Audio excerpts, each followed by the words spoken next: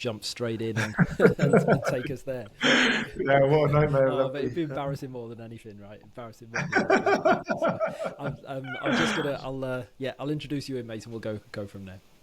So here we are with another episode of the Proper Mental Podcast. My guest this week is Rory Lamont. How are you, mate? I'm good, thank you. Thanks for having Oh, me on mate, here. thank you for joining me, mate. Are you coming from me from Scotland? Are you still based in Scotland? Yeah. Up in Highland, Perthshire, so it's very wintry here right now. It's currently about -4 outside, so but it's beautiful, like clear skies and white, crispy like conditions. So yeah, I love it when it's Oh, like mate, it's this. perfect. There's something about this time of year, isn't it? And the cold and all that sort of stuff. Yeah, that's really nice. Yeah. I mean, I suppose like whenever you do these sorts of things, Rory, like we always start with rugby, right? That must be where everyone starts with you. And I thought Yeah, we could kind of jump in there today just to get us going. But I was really for sure. interested with kind of like your relationship with rugby before it was your job, right? Because I think it's really interesting how different areas and different communities, how we interact with these sports. So what I mean by that is I'm Welsh, but I grew up in England. And in Wales, rugby is still very much like everyone plays rugby, but it's still very much like a working class sport, right? And you can't drive half a mile without seeing a set of posts somewhere, and the rugby clubs are very much the heart of the community still, in a very almost old-fashioned way. And then, like in England, the contrast is, it's just pockets of the country that play rugby, and it's seen as more as like a middle-class thing. No one's throwing rugby balls around on the council estates in England. It's just not how it works. And I was kind of like, I was thinking about that today, and I don't really know how it is in Scotland, but how was it for you? How was your experience of rugby when you were a kid? Well, I actually moved down to England when I was 9, 10 years old. So I hadn't played rugby when I was in Scotland. I was really into my football. I was super passionate about football. And yeah, that was my number one love. And then when I moved down to England, the family kind of basically dragged me by the scruff of the neck out of football and into rugby because all the family were into rugby. They had no real interest in football. So yeah, rugby ended up taking over. We moved down to Leicestershire with my mum and my brother and my stepfather Jeff. And my parents were very influential, and as a kind of given the impression, they were very influential in not only getting me into rugby, but giving my brother and I a lot of support and encouragement when we were in it. But yeah, so down in Leicestershire, rugby's quite popular. It's I guess one of the hotbeds of rugby in England, with Leicester Tigers being one of the kind of dominant team in that part of the world. And but yeah, I probably didn't go to the right school to progress through the age groups. It tended to be the boarding schools and some of the wealthier schools that were feeding the pro teams with youth players. I went to school in a place called Melton Mowbray. King Edward the 7th upper school was the school I went to, and we weren't renowned for producing rugby players. But yeah, it was it was a really beautiful part of my childhood. And like I said, I've been into football, and my dream was to become a professional footballer when I was into football. And then once I started playing rugby and rugby took over, it then was very. I was sport mad, and rugby was the number one sport for me that I was playing through from like 11, 12 onwards. And yeah, it was just that dream to become a professional rugby player, and I wasn't really interested in doing anything else, including my schoolwork. Well, that seems to be the difference, I think, doesn't it? With like, there's a lot of people who like the idea of being a professional sports person or a musician, or and like we all like the idea of it. But then it's a different, some people make the decision, don't they, that is what I'm going to do, and you have to, I suppose, do things a little differently, right, to pursue that to what the people around you are doing. Yeah, well, I mean, it was 100% passion. There was just like, it's just what I love. Like, I just love sport, and yeah, fell in love with rugby. And whenever I choose to do something, I do it 100%, and it becomes that sort of almost obsessive. It becomes an obsession and that passion, but because there's so much love in it, it doesn't feel like hard work. It just feels natural to push yourself, and to make it to the professional level, you just have to have that will and that focus and determination and discipline to push yourself probably harder and further than what some other people might do. And so that's kind of what I really see is what separates those who get to the top. It's not just talent, but it's that just like extreme focus and obsession. You get some guys who are just like super naturally gifted, but even that on its own isn't enough. Although some guys are able to just rely on the God-given talent and sort of fall into professional rugby, but that certainly wasn't the way it was for me. It was a lot of striving, a lot of failing, and just a lot of anxiety in my youth as the injuries started to come in. Just the thought of possibly not being able to make it into professional rugby was kind of terrifying, and it was just through like diligence, hard work, and persistence that I managed to become a professional rugby player in the end. Did sort of injury worries, did that start to happen like quite early on, Rory, in your journey? Yeah, it did. I started getting injuries at 17 years old, and that was the beginning of it never really stopped. And I really think, wow, it's incredible that I became a professional rugby player, because I really struggled with injuries long before I became professional, and it, yeah, looked, at many points it looked like it wasn't gonna happen. And it was my brother's success that inspired me to believe that I could do it. If I could stay fit, I could become a professional rugby player, because he was doing incredibly well while I was at university. I was at Northampton Saints Academy, from 17 until 20 years old when they released me, because I was basically just injured all the time. But in that year when I got released, it was a very difficult year for me. That was my dreams like crumbling, and wasn't quite sure what to do. I had my final year of university. I was studying sports science and human biology, and my brother was having his debut season at Glasgow Warriors, and he got Player of the Year in his first season at Glasgow. So seeing him do so well, I just thought, well, wow, if I move up to Scotland, finish my degree, and move up to Scotland and join one of the local amateur teams and do well, because Sean's made a name for himself, maybe people might notice if I stay fit. That was the big if I could stay fit. But yeah, that year before I moved up to Scotland, I was finishing my final year of my degree. I was deeply depressed, very, very depressed, and that was really, the first strong wave of mental health struggles. Although there'd been sort of intimations of it earlier in life, that year was the first year where it really like hit me hard.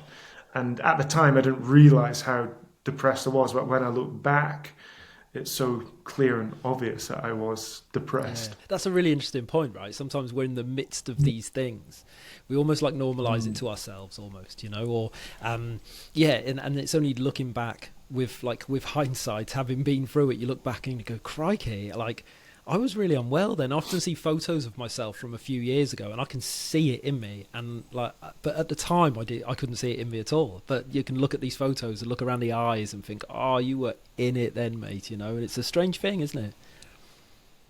It is. It is. It's really when you're in the I guess the fog of whether it's chaos or sadness or depression. It kind of just seeps in, and just becomes your normal way of being. And it's only when you are able to step out of it and come into happier times or more peaceful times that you can really look back and just realize either how depressed or sad you were or how stressed you were. It's hard. It's kind of like the frog in the boiling water. It doesn't know that the temperature is increasing, or the sadness or depression is increasing, and it's just until you're the frog's cooking to death, and it's like, yeah.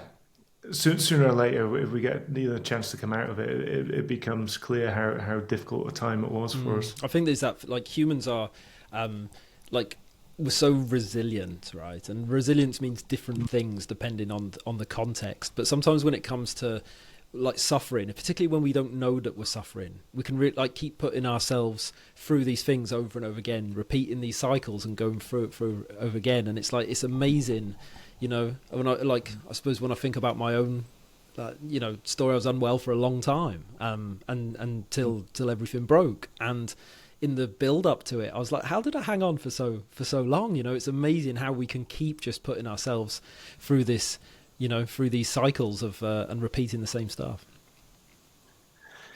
Yeah, certainly. That's the one thing you learn about through the hardship and the pain and the suffering, is that there really is a depth to us that we often don't get to understand until we go through this stuff. It's like how much we can endure and come through it, and often emerge stronger through the process. I do tend to think there's often a gift that can be taken from the experience when we go through challenging times. Although it's often, again, it's one of those things that we don't really see until the transformation has happened. And inevitably, to come out of those difficult times, it is transformation on some level that has to take place. We have to let go of the old ways of thinking, the old ways of viewing. Maybe have to let go of like judgment or resentment, and and it's always some kind of like inner transformation that is taking place. And so there is, I always, I really like to like focus on the positive that can come out of these experience, and that, the level of resilience and the enduring human spirit is quite remarkable. We only have to see what's happening in the Middle East to see, like the strength of the human spirit being able to endure like challenging experiences. Yeah, very much so. And resilience is, I don't know, it's useful once you kind of understand a bit about your own resilience, and you can like choose when to use it. And so when we're being resilient on autopilot, which is essentially just suffering, right? When we're just sticking with it and grinding our teeth and pushing forward, then it's not so useful. But when there are times in life when you need to kind of double down, and there's times in life where you need to pull the drawbridge up and be compassionate and sit it out. And it's learning, isn't it, to to apply which skill set almost for, it's complicated. Yeah, it is. It is for sure. There's many tools that we can connect to that will help us improve our resilience, and that's much of what we do here at CAIM, is really connecting individuals to the tools that have helped me on my journey. And improving my resilience. Yeah, very much so. I mean, you mentioned that, that sort of depression you were dealing with around that time in your career. As you kind of like, kicked on and got to that international level, did that turn the volume down on that depression then? How did that kind of, how did things sort of interlap as you moved forward? Yeah, it did. It did. Initially achieving my dream. My dream was just to become a professional rugby player. I never thought about. I mean, I did, of course, dream about becoming an international rugby player, but the amount of injuries I had, I was just like, the first goal was just to become a professional player at a club level. And so when I moved up to Scotland, as soon as I moved to Scotland, everything just went. I'd been going through hell in the previous years with injury and just not making the progress that I'd hoped. To suddenly move to Scotland, where everything went my way, and it just snowballed quicker than I could possibly imagine. And when things started going well, of course, all these external rewards coming to me, it was making me happy. I was reaching the destination that I'd been seeking for such a long time, and there was a level of elation that came with it. I really did feel like that. That first year in Scotland, I was just like, I was like walking in cloud nine. Just that everything was just going perfectly beyond my wildest dreams, and within effectively 7-8 months of moving to Scotland, I was being picked to play in the Six Nations for Scotland against Wales, which was just mind blowing. I was very naive. I actually hadn't played a lot of rugby because I'd been injured so much in those pivotal years from 17 to 20. I was very inexperienced. I'd only played a handful of professional games for Glasgow as well before getting drafted into the Scotland team. But yeah, it just everything was going well, and just the sadness and depression was gone. Like, it was just like I really was in a state of euphoria and joy. Although there was still fear, don't get me wrong, there's still fear. My whole career, my body was on a knife edge. I was always prone to getting injuries, and it was just a constant battle to try stay fit. So that was a constant running anxiety, I guess. Like being injured when you're a sports person is your worst nightmare. And so that was that was a tough aspect. And yes, when the injuries would come, there'd always, of course, be frustration and sadness. But at least when I was established and had made my name and became a international player, I knew that when I was getting injured, I was at least not having to prove myself in the same way. I was already there as an established player and was receiving treatment and was well looked after and felt fully supported and was still able to train and be in that professional environment. So it wasn't like it was before I became a professional. The injuries were difficult mentally to handle, but not as hard as they were. So basically, what the external success of rugby was doing for me, it was giving me a sense of self-worth. And it's like, ticking all these external boxes I'm good, I'm worthy, I'm supposed to be here. And that was, of course, boosting my self-esteem, which just, made me happy. But it was external, really. It was all coming from external validation, and deep down at my core, these wounds of that I'd had from childhood of like self-worth and low self-esteem. Beneath it all, that was still there. Those wounds was still there, and just rugby, my external world, was kind of like my armor protecting me from my own wounds. And I see that a lot in rugby players. It's like we push ourselves so hard because it's our way of attaining, I guess, credibility and feeling worthy of love. All this, like, you kind of put on a pedestal and you're told you're good and great and all this kind of stuff. And it just, but beneath it all, I see it a lot in sports people. This desire to push themselves to the edge and beyond comes from often it's coming from a place of lack, not feeling good enough. Yeah, it makes a lot of sense when you think about it. And I think as well, particularly like from a male point of view, for men to push themselves to do these things, that sort of it's the push, it's the inner cheerleader can be very aggressive and really embrace that masculine voice, and that's quite comfortable. Like anger is quite comfortable in that way, isn't it, when we turn it on ourselves to push ourselves forward and strive to do these things. And it's sometimes it's just another stick to beat ourselves with. But if that leads to success, in any job, right? It doesn't matter what your job is. That seems something that men can kind of lean into to push themselves to do these things. It's not always the best long-term strategy, though, right? That's kind of where it gets a bit tricky, I think.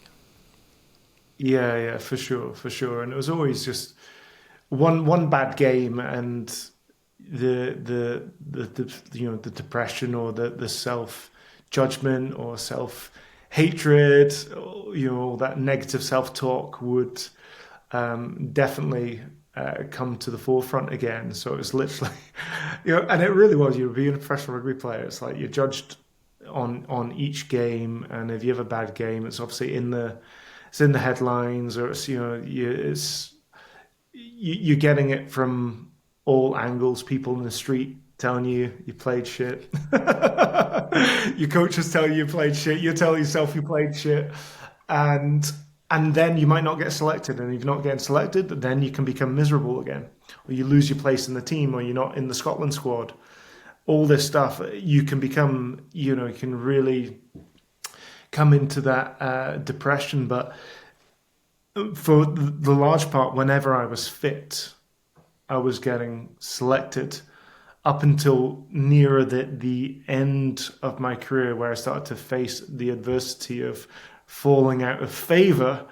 And that was a tough phase of my life, actually, when suddenly I wasn't the golden boy anymore. Yeah. Was that kind of the towards the end of your career, was that the catalyst for the route into the work that you do now, Rory? Is that kind of...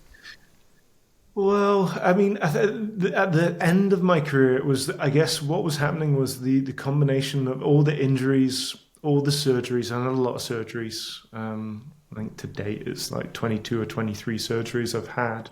But at that stage of my career, my professional career was only 10 years long. But in that 10 years, I had 13 or 14 operations. And with each injury, each surgery, each knockout as well, these things leave lingering effects in the body, and they definitely affect performance. And it was starting to catch up. And when I was starting to fall out of favour, that was a tough period. I ended up ripping up my the most lucrative contract of my career when I was in France at Toulon, because I wasn't getting picked. It was only been a couple of months of not getting picked, and I was like, nah, I need to get out of here. So I ended my contract. I wanted to come back to Scotland because I'd been falling out of favour with the Scotland team as well. So that was the beginning of the end. But I came back to Scotland and was vindicated in the fact I got myself back in the Scotland team. But then on the second game in the Six Nations, after I got myself re-established, I broke my leg, and that was my career-ending injury. So it was I witnessed when things falling out of favour. I definitely was not happy when I wasn't getting picked, and I was no longer first choice for club and country. My ego did not enjoy it, and made made a few erratic decisions. But the struggles during my career were nothing. Were nothing compared to what happened when my career finished. That was me entering into a very difficult time, which I now look back on and see in a very pivotal and important time in my life. But yeah, it was rough going through it. Yeah. Are we all right to explore that a little bit, Rory, today? Is that Of okay? course, Yeah, yeah, yeah, yeah. yeah. No, I yeah, yeah. I'm yeah. happy Oh, to go. that's good. I always kind of like. I feel that's always an important part, right? Because there's this kind of narrative, and I think it's social media driven. But there is a kind of narrative that it's like, I wasn't very well, and now I am, and I do this thing, and we breeze past the important bit. I think but that's the bit that it's that middle bit that helps people to hear about. I think to see themselves and hear themselves in someone else's story. That's so empowering, and I think it's really useful. Mm. But it sounds like the kind of with that injury, then the plug was pulled, and it was just like, right, okay, now you're just Rory again. Like, deal with it. Yeah, yeah, yeah. So yeah, I mean, I'm absolutely happy to go there. I do think it is an important part of the story, because I realize how many other people are going through it, and actually, my story is a story is hope and a story of hope, and yeah, so I'm always happy to share it. So yeah, as I got a career-ending injury, I spent that next year trying to get back fit before I was sacked for being injured. So they gave me that year to try to get fit, and after a year, I was still struggling and still needed more surgery. And so that year, 2012 into 2013, was pretty miserable. As I was just having to, as the big ominous thing on the horizon that if you don't get back fit, they're going to sack you, and yeah, my greatest fear manifested into reality. But then on one aspect, I actually felt great relief because I'm like, ah, it's over. It's like on one level, I felt pissed off that I was like, oh my God, you're sacking me. Like, you could give me more time. On another level, I'm like, ah, well, geez, the struggle is over. At least I felt like I was being put out of my misery.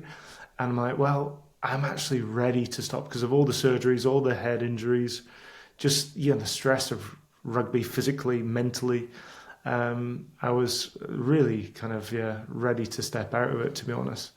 But I just needed a couple more surgeries, get my ankle and leg right, and then I could move on with my life. And I was actually quite excited about like being able to rest my body and actually just have a little bit of time to like figure out what I want to do and get into nature and get into the mountains and all that, live a beautiful life away from rugby.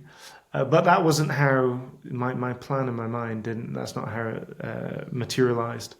I needed more surgery, and after one of the surgeries, just a couple of months after retiring, I got an infection in the surgical wound, and there were complications, health complications after they put me on antibiotics, and these antibiotics just wrecked my digestive system, just stopped my digestive system working, and I was struggling to eat, lost a lot of weight, about 4 stone in 4 or 5 months, and I was in a real bad way. I had a broken leg also that wouldn't heal. The surgeries weren't working. And I think it was just because my body was in a complete, it was a mess really. And yeah, just loads of other health symptoms, and my body started to feel like a torture chamber, like a prison.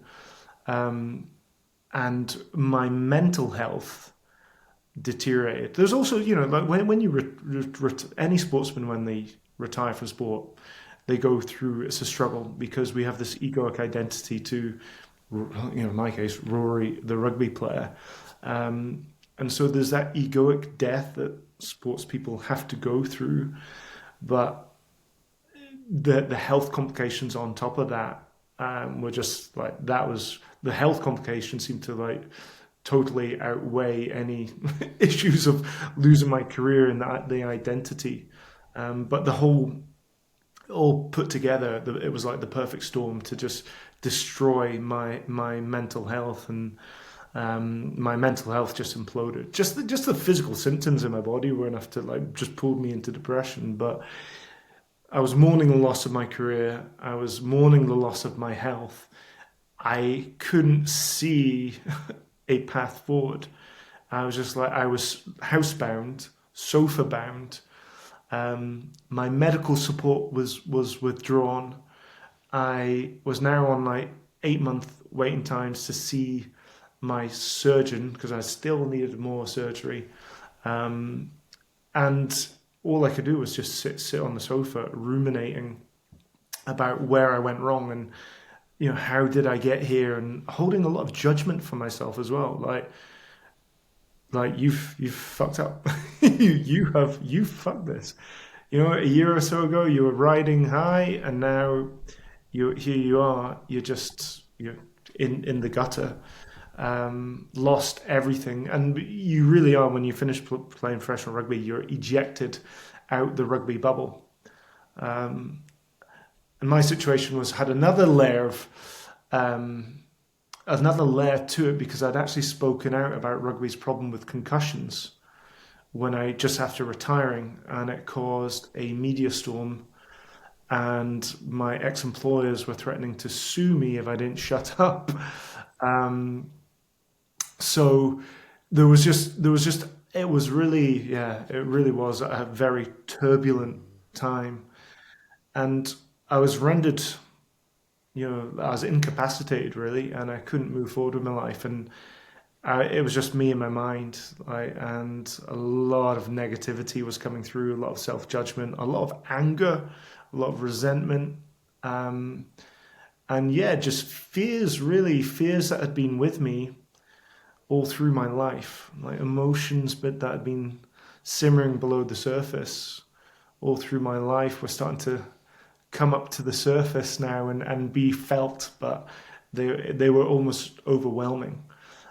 So it was a really, yeah, but a dark night of the soul, a real crisis point, and because I couldn't see a way out, and it was so excruciating physically and mentally to be in this space. I was just contemplating suicide, and it was just getting to that point where I can't see a way forward, and this is unbearable. If this continues for much longer, like the only way out of this is to end my life.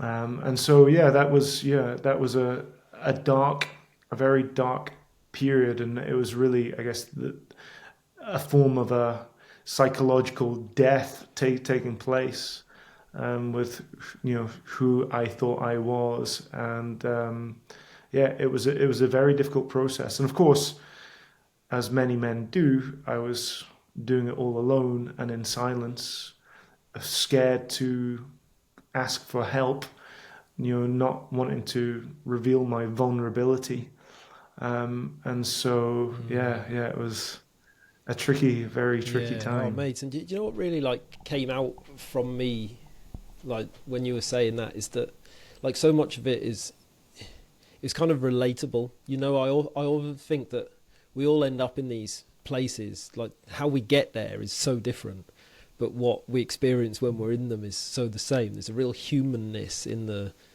struggle, and that it is that absence of hope, isn't it? That's that whole, well, I can't move forward and I can't go back and I'm stuck where I am and where I am is horrible. Like it's that absence of hope where we cross that path. And the yes, we're talking about mental health, but when we talk about mental health, people tend to think more, particularly in relation to suicide, people think more about like illness and diagnosis and stuff like that. But I think when we look at these stats around men and why men in particular of a certain age group are taking their own lives, it's that so many men find themselves at that point. And it's not necessarily an Mm. illness that brings them to that point. It's a series of circumstances, and it can be debt, it can be relationships, it can be job stuff, But it's that point, isn't it? I can't go forward, I can't go back, I don't know what to do. That's the like once you spend a little bit of time in there, then that's a really that's the scary spot. Really scary spot. It is, and yeah, I know so many, so many men and women, but we know, men are a lot of men are entering into that space, and we've not been given the tools on how to navigate this stuff. We've not really had any wise elders, explaining to us how to navigate these crises, and ultimately, I always just see these moments as it's where we're ripe for transformation. If we can connect to the wisdom that we need, then we can really go through a big transformation that helps us really let go of the old ways of being, the old ways of thinking that have led us into that crisis. And I do believe you know, there's, of course, there's unfortunate circumstances that arise, and I can see that in my own journey. But ultimately, also, you, it, the struggle comes through the way that we are responding to the challenges that are coming to us. And it's learning how do we navigate these big challenges that come into our life, and how do we see these moments. And it's, coming into that, accessing that wisdom or support it wasn't so easy, although things are changing. These kind of conversations are happening all the time. And there's so many opportunities out there for men to connect to.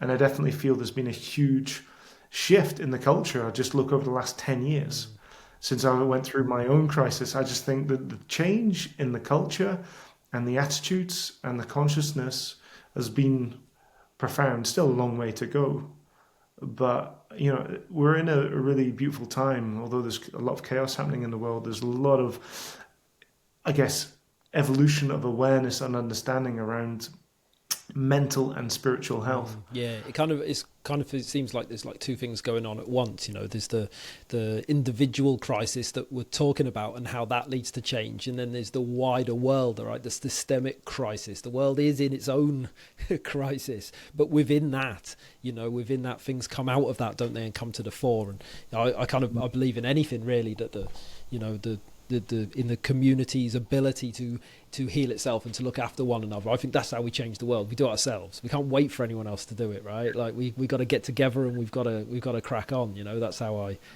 see it. But how did you? I'm really keen to, because I really want to get into the work that you do now, Rory. But how did you step out of that? How did you step forward? Because that's the hardest thing is making that choice to do something differently or to try something. Yeah. Well, for me, it was, it was quite an unusual path at the time, and it was, I heard a very powerful testimonial about a plant medicine called Iboga, which is kind of like ayahuasca, and it was a guy called Aubrey Marcus speaking on the Joe Rogan podcast. And this is back in October 2014. I was listening to this podcast, and he was he was explaining his experience with this plant medicine. When I heard it, I just had this intuitive feeling that this was somehow going to help me. And so I managed to get myself to Costa Rica and had 3 ceremonies with this psychedelic plant medicine that really.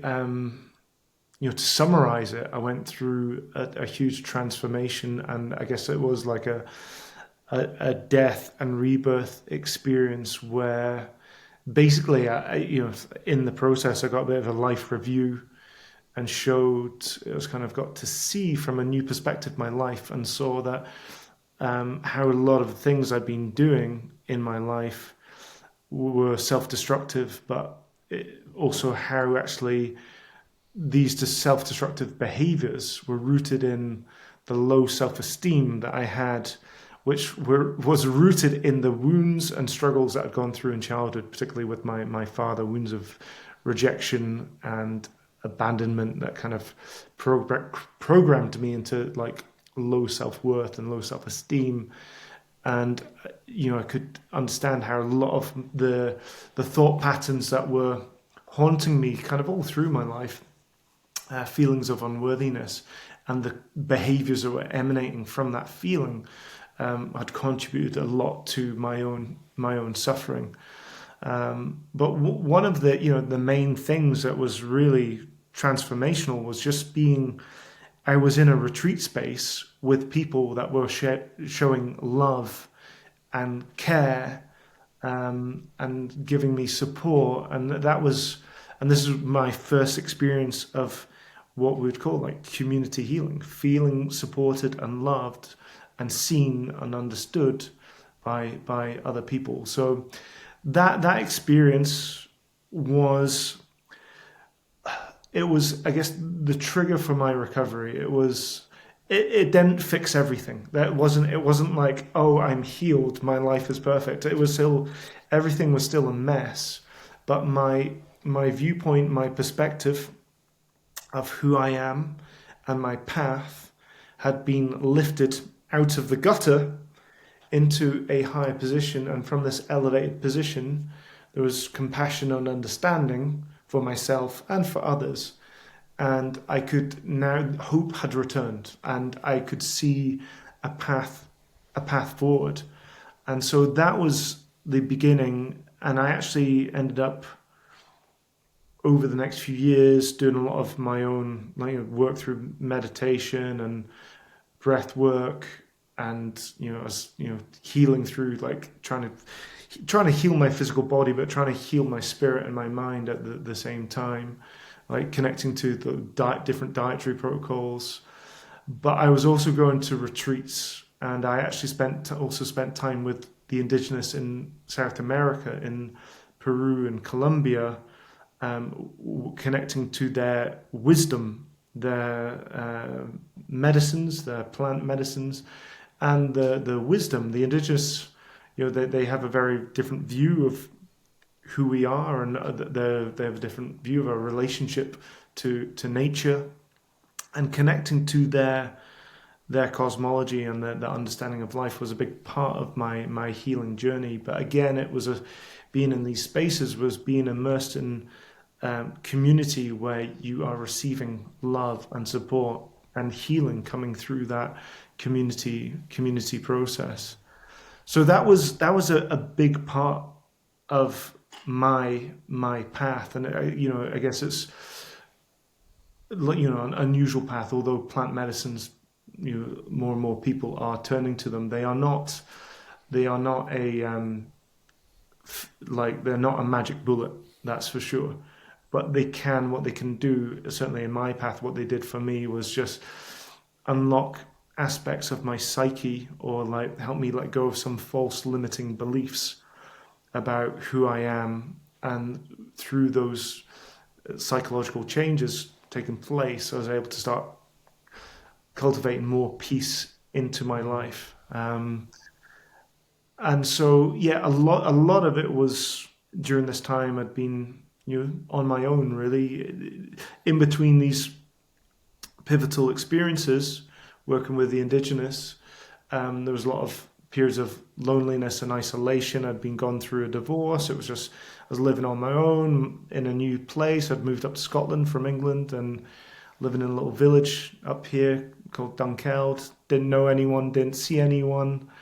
But I was just doing my meditation, my breath work, getting out on my mountain bike, getting into nature, doing the cold water, just doing all these things to try and manage my health and well-being, and just trying my best to connect to different practices that can help bring balance to the mind and to the body. I think humans were supposed to. Curiosity is innate in us, right? We're supposed to be curious about these things, and it sounds like a real journey of exploration. Interesting what you were saying then about the community, being held by the community, right, and being loved and being seen, and that sounded so beautiful how you described that. It also sounded fucking terrifying, if I'm being honest, and it made me think that it's a hard thing to do, I think, to allow yourself to be seen and to be loved and to be held in a group. Like I say, it sounded beautiful. It sounded scary as well, when I was listening. Yeah. Well, I mean, there was just the whole thing.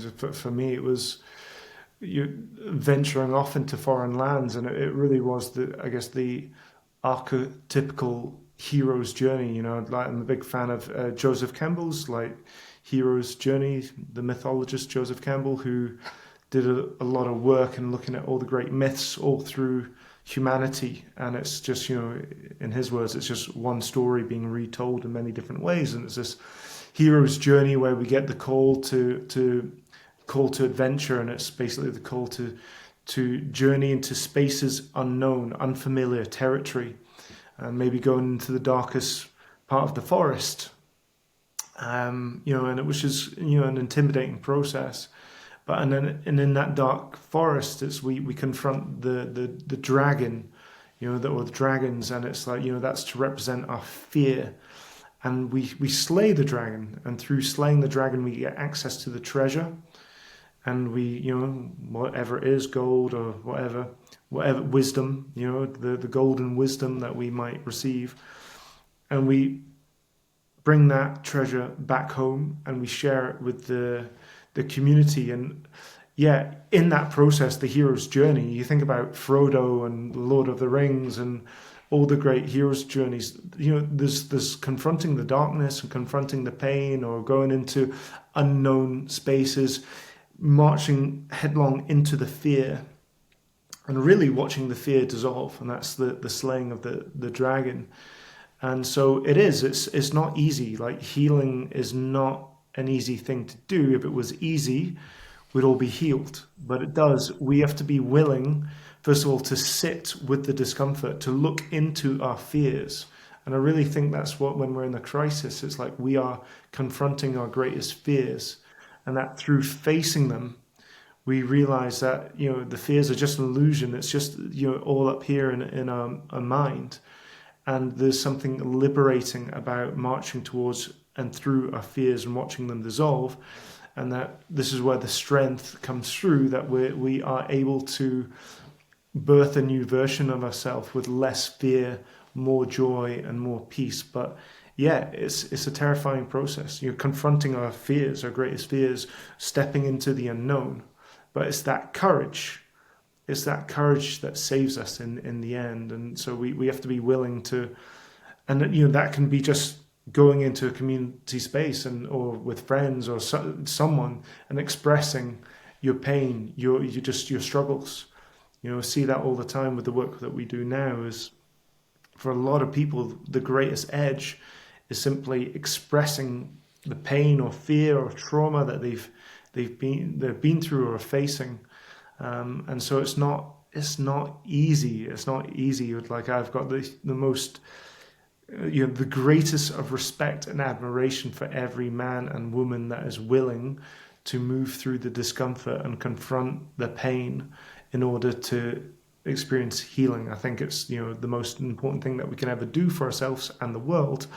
And it takes a lot of courage. It really does. Do you see that a lot, Rory? I know, like, a part of your work now is facilitating retreats and groups and holding these sort of spaces. And it's interesting to me how we get cold to these things, right? That it's like suddenly there's like an itch you can't scratch, and even if you and then suddenly they're arriving at one of your spaces, and it's almost like that's the hero's journey, right? Is to sit with yourself and the other people in that space and do the necessary work. But that's I always like to talk about how difficult that is. Partly because I found it really, really difficult, and I like to pick people's brains about it, but also because, again, it's very, when you're called to it and you're scared of it, it's very difficult for sometimes when people are a bit too far down the path. It's almost like I used to say things like, well, it's all right for him, it's all right for Rory, but I couldn't possibly do it, right? When we're honest and we say, yeah, it's really fucking hard to do this stuff, then I think that serves people more, right? Yeah. It is. It's incredibly difficult, and we always say to everyone who comes to our retreats, upon arrival, saying, like, well done. It's like, well done, and just getting here. We know, how challenging it can be and how much fear there can be in stepping into these spaces. So, we work with many different paths here at CAIM. Our dear friend David Ross Miller, who'll be a great man for you to connect with if you haven't already. He runs a business called Mantra Men's Work, and I'm part of his facilitators team, and the men's work that we do is just it's an incredible tool. It's an incredible path for men. And you just know when the men are arriving at the retreat, you can see the fear in their faces, and so many of them speak about, well, I nearly didn't come, and so we always just we're always saying to them, like, well done, like you've made it, you've taken the first step, and yeah, so we know how difficult it is, but there is something so special when you get a group of men together, or just not just men, you know, women, men, people, human beings together, and everyone's holding a shared intention to support each other in the healing. And that's where you really start to see magic unfold. And it really is like miracles unfolding when you're seeing the healing and transformation take place directly through connection, and through expression, people, that authentic expression that we're always talking about, particularly for men. It's a big thing for men. We're so guarded. We have so many masks that we hold out to, we put on for the world. And it's just, these spaces that we create here at CAIM, it's for people to come in and drop the masks and just really express themselves authentically, and that means bringing everything, and everything is welcome, no matter what you're going through, what pain you're suffering. It's like through when we express these energies and show our vulnerability, in this authenticity, there's just healing that takes place just through that, just through the expression. And yeah, it is a huge edge, particularly for men, to really speak to their struggles and admit their vulnerabilities. It takes a huge amount of courage. And I just say, it's just to anyone who's watching this, it's what unfolds really is some of the most miraculous processes I've witnessed in my life. These, when we come together and do this work together, and it's this inner work and this level of connection, there is profound healing that takes place, and it is so inspiring. The courage that so many men hold in their hearts is just, it's awe-inspiring. And so, yeah, we were really living at a magical time on the planet when we are here supporting each other, we're here calling each other forward, and letting each other know that there's different ways, there's new ways of operating, new ways of being, and there's all sorts of different tools and technologies that we can connect to help us on our journey. That, I guess, previous generations, I think about my dad who died 3 years ago from alcoholism and drug addiction. When he was younger, these things just weren't around. But here we are at this time where this is an open conversation, and there's many opportunities for men and women to find alternative paths of Yeah. healing. Where do you see, Rory, the kind of the future of this stuff? Because in recent years, there's been a lot of studies around plant medicine, and these practices are becoming more commonplace. 6 or 7 years ago, if you're talking about meditation and breath work, people would have thought you were nuts. It's much more commonplace, and there's such useful tools. And I suppose I was. Where am I going with this? I kind of think so I work for a mental health organisation, right? And we work in some of the most sort of socially, economically deprived places in the UK. And if I facilitate a men's group on a Friday evening, and if I went in there and said, "Oh, we're gonna do some of these things," that wouldn't, it wouldn't go down at all. It's so far away from it, and a lot of these things, they're not particularly cheap to do. And yet the number one vulnerability across all facets of health is poverty, right? So how do you, and this is a really big question, but yeah, how do you see this going forward to become more accessible for people to be able to? Because it is so powerful, and it is so important, and it is so special, but it kind of feels like it's difficult to reach more people. Does that make sense? Yeah. I mean, I do think we're at a very challenging time, aren't we, with the economy? It's just like the people, more and more people falling below the poverty line all the time. And so it is a very big challenge at this time. How do you make these protocols and workshops and retreats accessible? So some of I guess some of the retreats where it's multi-day retreats, these things are maybe not accessible, but there are usually workshops like where it's over a few hours where you can particularly the men's work movement. I'm a big fan of the men's work arena, and there's many men's work groups out there that you can attend for free, where men can reach, access this community support, beyond just maybe talking therapy. It's like so. Where do I see it going?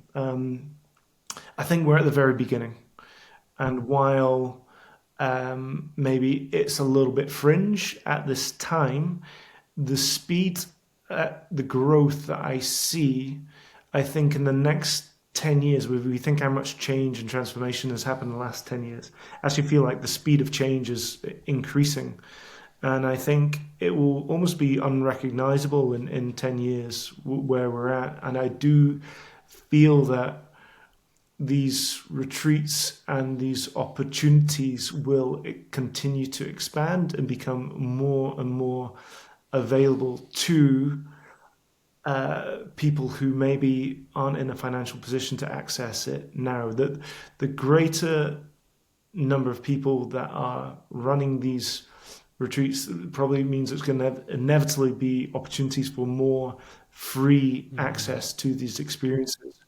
We in our community up here in Scotland, and it's a wide like health and wellness community, there are endeavours to create pay it forward schemes where those who are in a position to pay forward and donate to allow others who aren't in the financial position to access this stuff.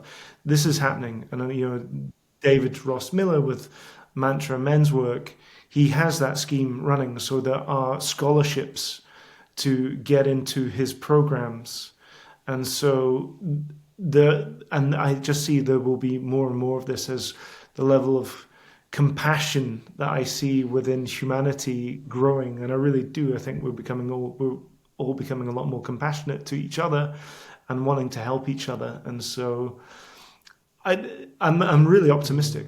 I think there's going to be a lot more suffering. I think it's going to get worse before it gets better in terms of, we're seeing this polarity right now on the planet where there's just all this pain and suffering. But at the same time, this beautiful consciousness emerging of heart-centered consciousness, heart-centered leadership, and heart-centered creations, which are there to help lift up humanity. So, I think the future is bright. I really do, and I think this work and this awareness, it's going to become more and more important as more and more people start to go through their Yeah, struggles. yeah. I think there's a lot to be said as well. Like as more people are able to access it, there's more when you can see people that look like you doing something. That's really important. And I remember like a few years ago when I started looking at retreats and circles and stuff like that, there's no one there that looked like me. Like no one who looked. Do you know what I mean? And like everyone had like mad, yoga-y clothes on and all that. I was actually on your Instagram in the build up to this, and there was this really beautiful reel of some of the things going on, and there was a fella in it in tracksuit bottoms, and I was like, there you go, I'd go to that one. There you go. There's a fella who wears the same trousers I wear,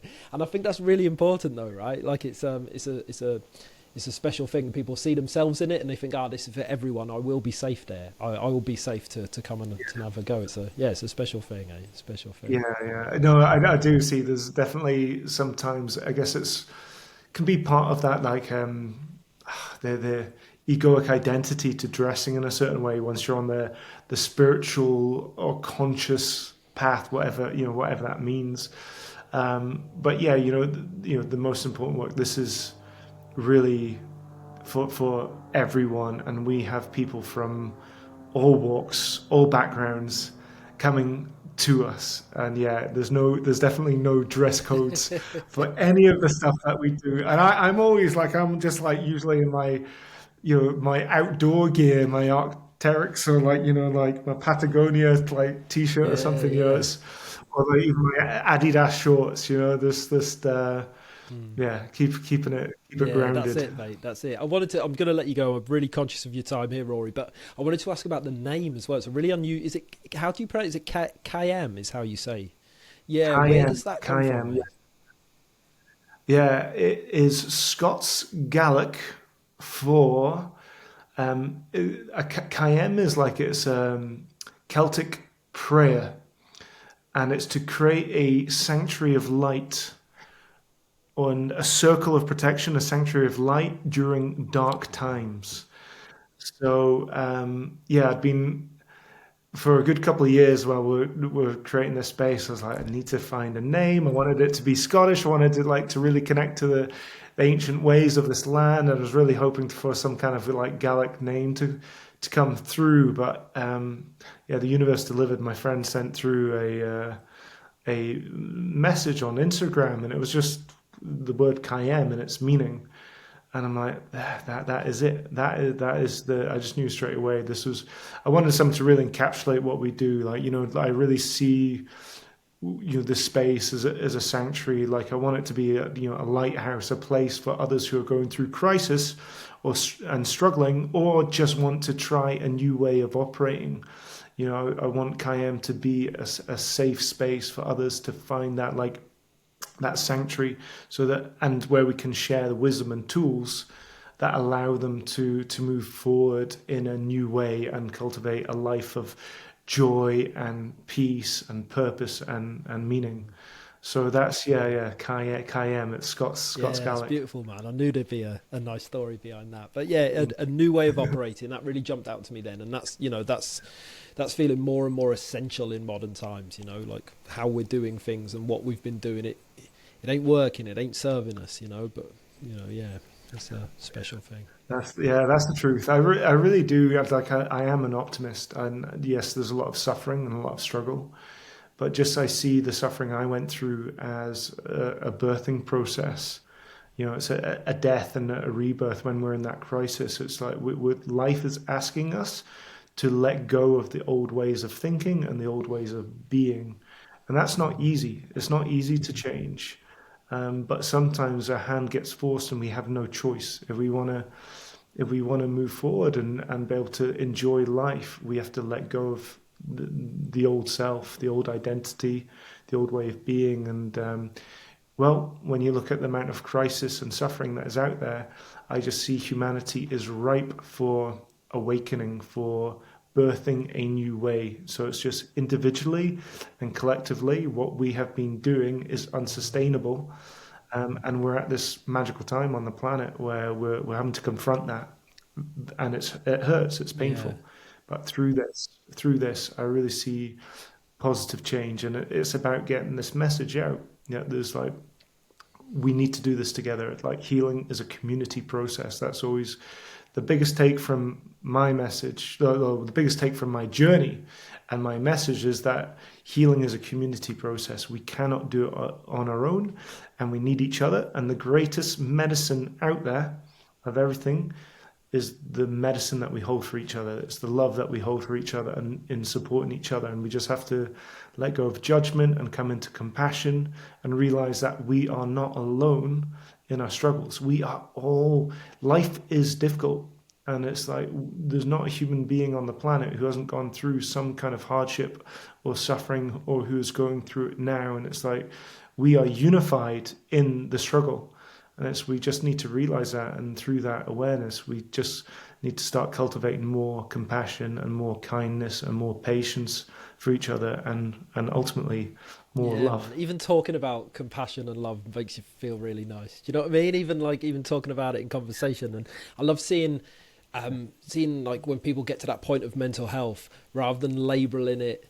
And I'm not anyone listening. I'm not telling people what to do. That's not the point here. But we label it depression, or we label it anxiety, or we label it something, and then we move on without asking that question: what is this trying to tell me? Like, why am I experiencing this? Why am I feeling this way? And like building, building from that, and I think that's I mean, I've been trying to say goodbye to you for about 10 minutes, Rory. We keep going and going. That's for another whole episode cracking open then, mate. But yeah, that's Yeah, really yeah. come out for me during our conversation today. Mate, thank you so much for your time today. It's been an absolute pleasure. I really appreciate it. You're welcome, Tom. Right, I think, have I got you back? I just lost you there for a second. Right at the Sorry, end. you just got out there, Tom. Okay, let me just hit Yeah, yeah, Am I back? yeah, Cool. Let me hit record. yeah.